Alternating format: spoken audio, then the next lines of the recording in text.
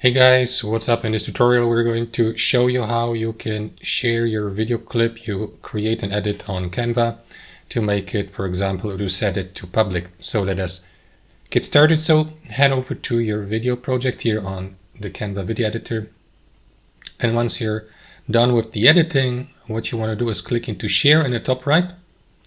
And then guys, what you want to do is either, for example, change the accessibility level here, right? So that if you click into it, we'll be given the opportunity to give anyone with the link to that video clip access to the video without any sign-in or login process here on Canva required.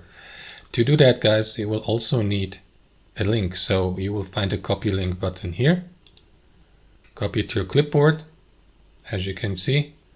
And now you can, for example, use that as a private link. As you can see, guys, I haven't changed the status, so I would need to change the accessibility level here to make this video accessible for others.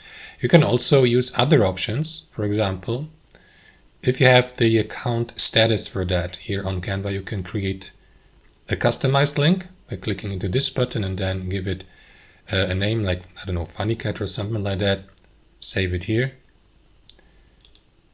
And then there's also the option to view the public link.